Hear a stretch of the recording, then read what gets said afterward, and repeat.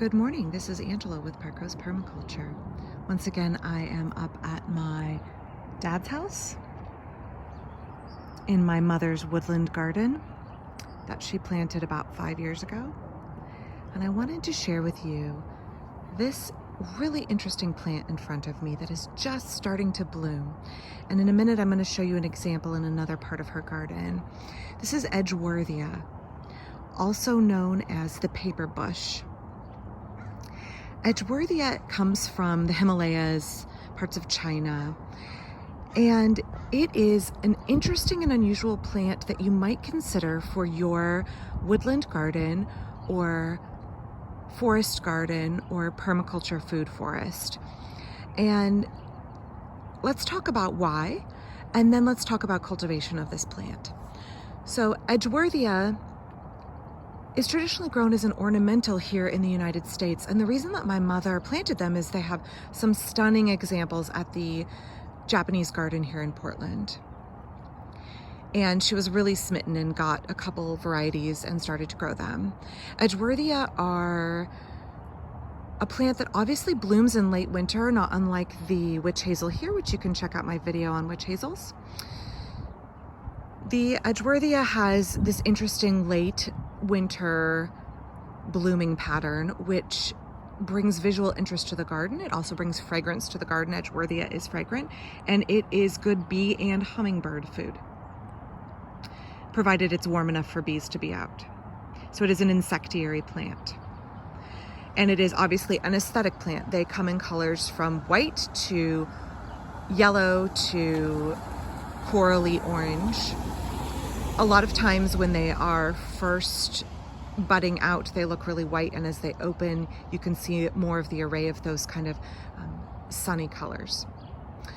So as an ornamental plant, it has this wide, beautiful, structured shape that doesn't require any pruning, and I'll show you a different variety in a moment that has a little bit more of an upright shape, but they really require almost no pruning, and yet have a really architectural form to them. As we go in closer and look, again, this is just starting to bud out.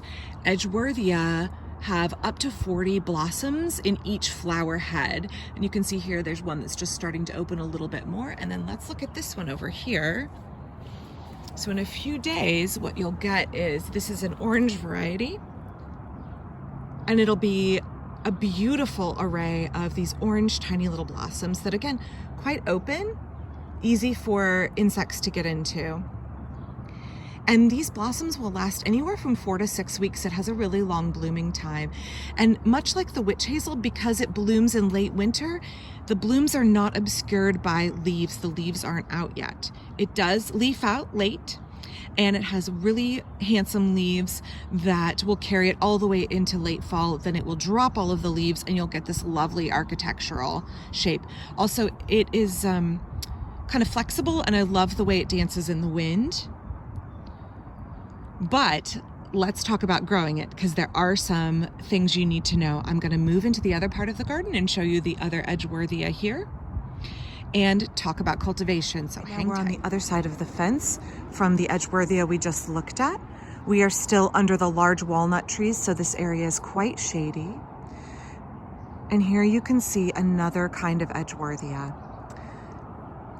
Under here are a whole bunch of herbaceous perennials that haven't come up yet that are shade loving.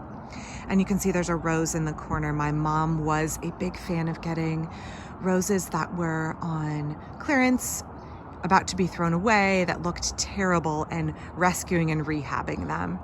So she has quite a collection of roses here. And then next to it is this upright Edgeworthia, and it is approaching more of the full height. Again, they get 4 to 6 feet tall. And then let's go in and look at this. You can see the shape here is much more upright and less spreading, but it's still got a lovely architectural form and has never been pruned. This is the natural form of the Edgeworthia. Really a low maintenance plant. If you look at this variety, you can see here, we are looking at much larger flower clusters. This one is a yellow variety of paper bush. And the hummingbirds visit this one, not so much the other one. This has larger, more oblong flowers, but the bees also visit it as well. just really, this will be stunning, and it will have all of these little bursts of yellow flowers in clusters of up to 40 that hang out for weeks and weeks. Just a beautiful display in late winter. I love it against the backdrop of this wall. Just a really stark, lovely contrast. Okay, so we've talked about how this is an excellent insectiary plant in late winter. But folks might think, I don't know if this has a place in a permaculture garden. I could see a woodland garden. Why would you grow it in a permaculture garden? By the way, I can already smell the fragrance of this plant. I'm about 10 feet away, and it smells lovely, and it's not in full bloom yet. So this is why I consider it a valuable stacking functions permaculture plant. We tend to, maybe not wrongly, but we tend to heavily focus on medicinal and food plants in our permaculture food forest.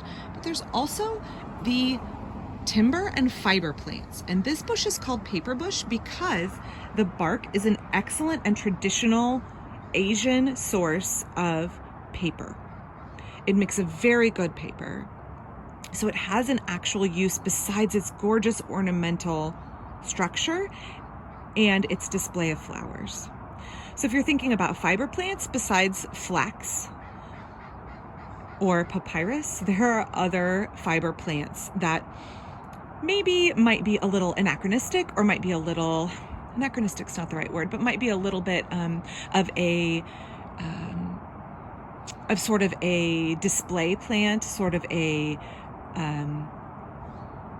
emissary for the concept of fiber plants, because obviously we aren't going to be making all our own paper at home, but this plant has a real, specific, valued use, economic use, and that's to make paper. So I know the kids and I are going to try and make some homemade paper with it this year and see how it turns out. There are good directions on the internet. So let's talk about what you need to grow this beautiful, beautiful plant. Edgeworthia are hardy in zones 7 to 10.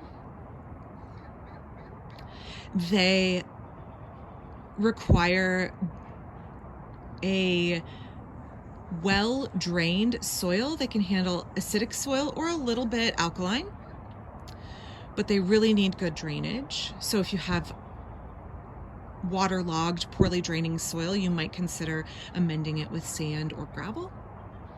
Surprisingly here, my mom just plunked this one in the ground, and our soil here is very much a heavy clay soil, and it's done quite well. Edgeworthia does not do well in full sun. It needs to be in a woodland garden where it is shaded, particularly from afternoon sun. This area here is in full shade in the afternoon, and the other side of the fence, full shade as well. It can handle morning sun, cannot handle the hot afternoon sun.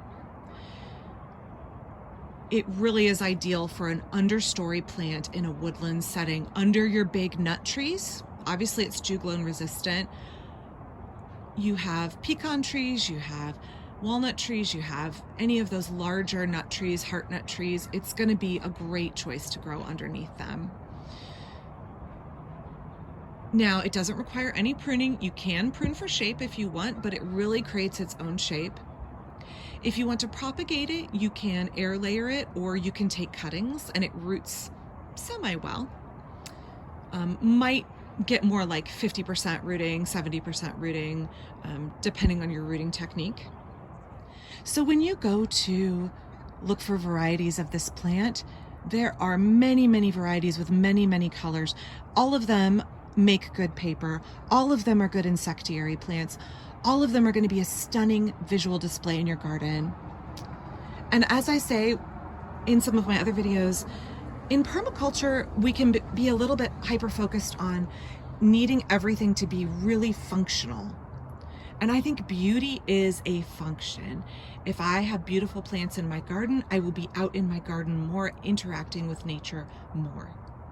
So just because something is aesthetically pleasing, that doesn't mean that it's not a valuable permaculture plant. And wow, this fragrance is so lovely here. So visually beautiful, olfactorily beautiful, a plant with function, a plant with a purpose and a place in your woodland garden if you are in zone 7 to 10. So I hope you enjoyed this video. I'm going to head back to my home now, 1 block away. I will be back soon with more about permaculture, sustainable living. If there are topics you'd like me to cover, please drop them in the comments and I will try to get to it. Enjoy your weekend.